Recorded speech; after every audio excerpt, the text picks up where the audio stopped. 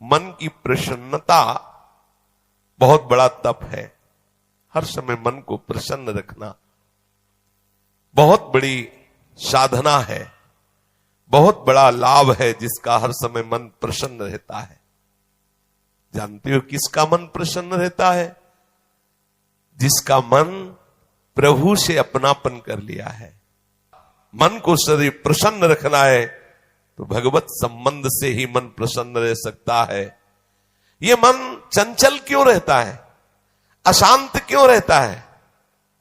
ये जितना विषयों का चिंतन करेगा, जितना नाशवान परिवर्तनशील वस्तु व्यक्ति स्थान का संबंध स्वीकार करेगा, उतना ही जलेगा, उतना ही अशांत रहेगा, उतना ही चंचल रहेगा। त्यागात् शान्तिरनन्तरम्, जितना ऐसा वस्तु व्यक्ति स्थान का राग त्याग करेगा उतना ही शांत हो जाएगा, उतना ही आनंदित हो जाएगा, उतना ही प्रसन्न हो जाएगा। मना प्रसादः, यदि आप मन को प्रसन्न करना चाहते हैं तो किसी भी व्यक्ति वस्तु स्थान का इसे संबंध न रख ले पावे, ये सावधानी रखना। और होता क्या है, बोले चलो मनोरंजन करते हैं। कहां? किसी व्यक्ति में, किसी वस्तु में, किसी स्थान में, किसी द्रव्य में।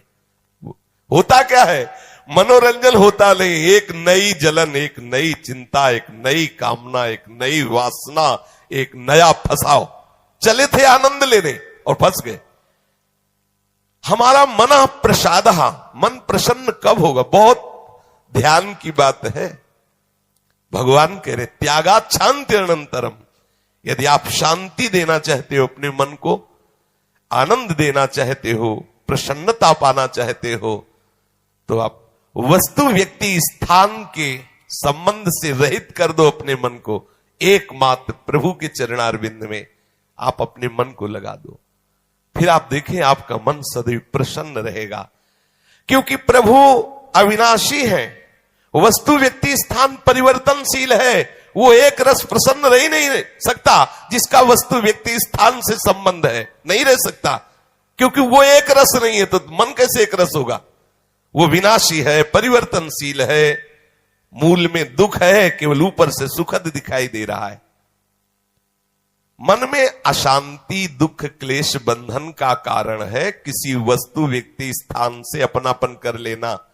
सूक्ष्मता से देख लीजिए, अभी हम यही फंसे हैं, चाहे हम ज्ञानी भगत हो, चाहे प्रेमी भगत हो, अभी केवल मन के भगत हैं। मन को अभी भक्ति के मार्ग में नहीं खड़ा कर पाए।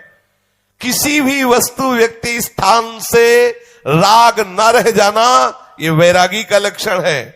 समस्त वस्तु व्यक्ति स्थान में एकमात्र सच्चिदानंद आराध्य देव को देखना, ये अनुरागी का लक्षण है। हम देखें कि हम ना तो वैरागी है ना अनुरागी है, हम तो रागी है।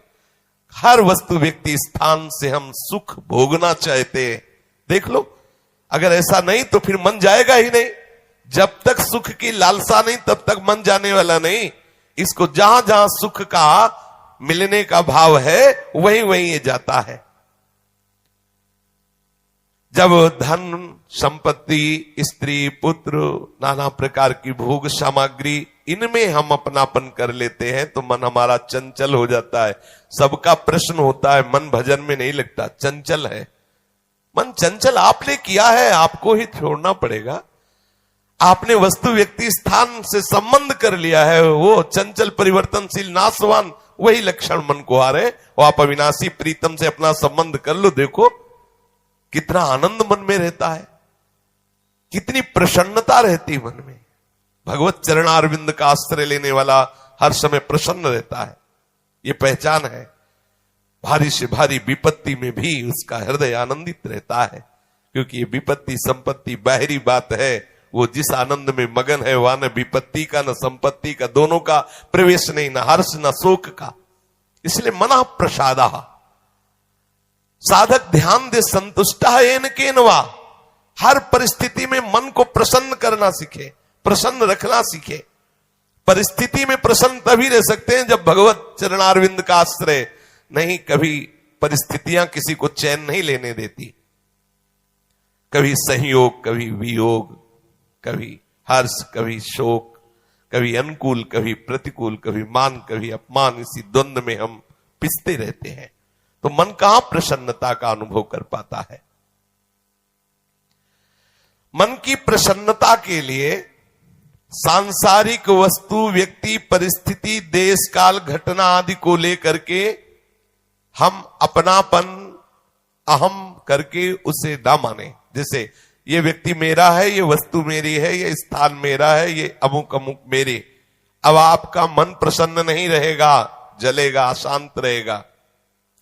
अपने स्वार्थ या अभिमान को लेकर किसी का पक्षपात न करना। यदि आप अपने मन को प्रसन्न रखना चाहते हैं तो अपने स्वार्थ की पूर्ति के लिए या अभिमान की पूर्ति के लिए किसी का पक्ष न लेना।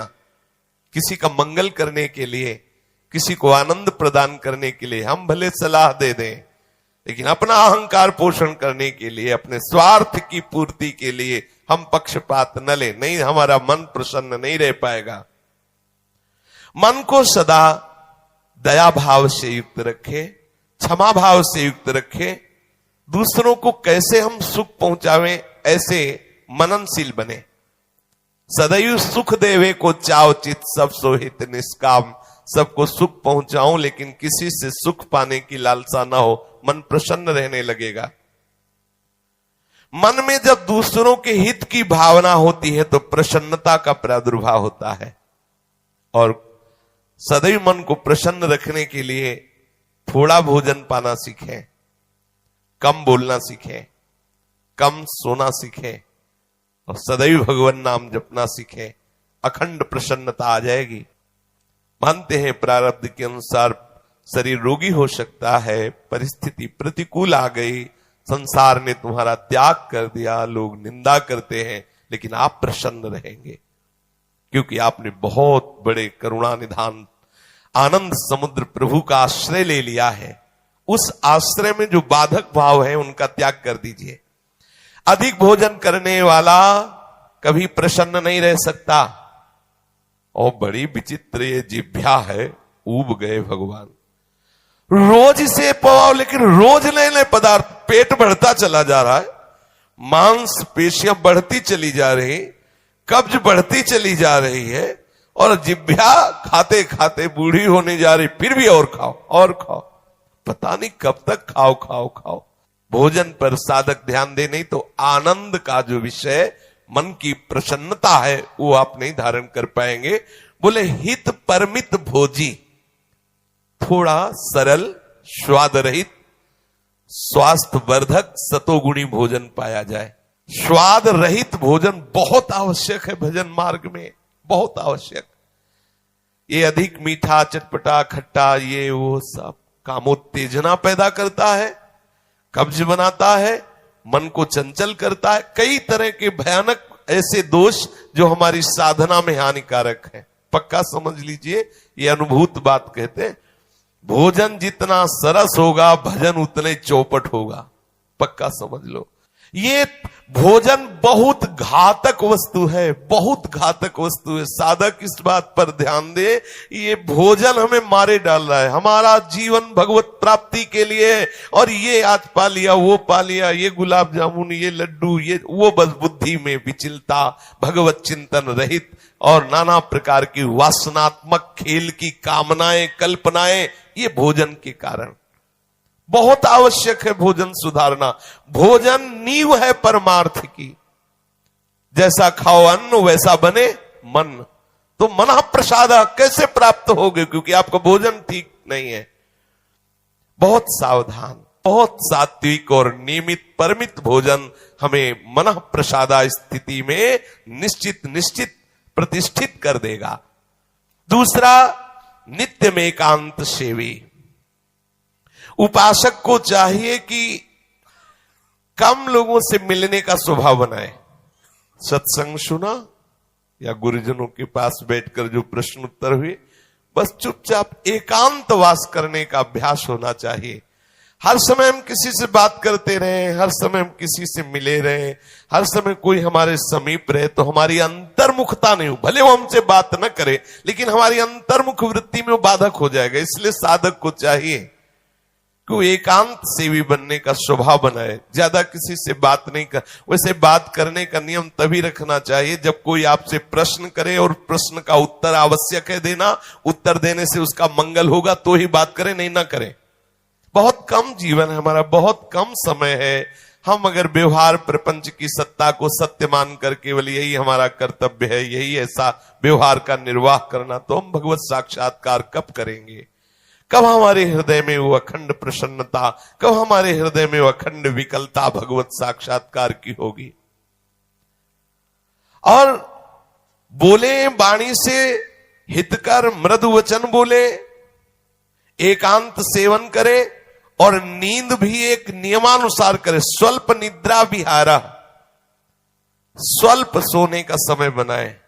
24 घंटे में 5 घंटे बहुत है शयन करना, बहुत है, मतलब बहुत हो गया 5 घंटे। 6 घंटे तो उनको जो बहुत शारीरिक श्रम करते हैं, 7 घंटे मतलब खत्म, अब इसके आगे साधक शब्द नहीं लगेगा। 6 घंटे तक तो मतलब बहुत हो गया कि बहुत श्रम करता है, इसलिए ठीक है। 7 घंटे मतलब प्रमाद स्थिति आ गई, 7 के बाद तो प्रणाम है, फिर तो कोई बात ही नहीं है। अब आप देख लो किस श्रेणी में आप हैं। उत्तम साधक 4 घंटे में हो जाता है, ठीक है 5 घंटे, 5 घंटे पर्याप्त है। और जिनको बहुत शारीरिक श्रम होता है वो 6 घंटे, और कुछ तो ऐसे होते हैं कि हर घंटे में झपकी, हर घंटे में आनंद। हाँ, समाधि भाव को, निद्रा समाधि स्थिति, व्यास भरोसे कुंवर के सोत पाव प्रसाद। सत्संग हो रहा है, थोड़ी ढिलाई हुई, बस गए समाधि में गए बिल्कुल। हाँ, मक्खी बन बनाए चाहे मच्छर बन बनाए चाहे महात्मा बन बनाए, कोई फर्क नहीं पड़ता। अब निद्रा समाधि स्थिति, आओ समाधि भीतर। स्वामी हरदास जी कहते मनी उतना डुलाओ, आओ समाधि भीतर। आ गए तो थोड़ा सावधान करे। स्वल्प निद्रा विहारा, और घूमने फिरने का भी एक नियम होना चाहिए। आपकी दिनचर्या एक नियमित होनी चाहिए। यदि आप नियम के अनुसार भोजन, नियम के अनुसार शयन, नियम के अनुसार घूमना और नियम के अनुसार बोलना चालना रखेंगे नियम से, तो आपका मन बहुत शीघ्र भगवत चरणारविंद में लग जाएगा। भगवत चिंतन से मन में प्रसन्नता आ जाती है। यदि आप ऐसा करेंगे तो आपका मन सदैव प्रसन्न रहेगा।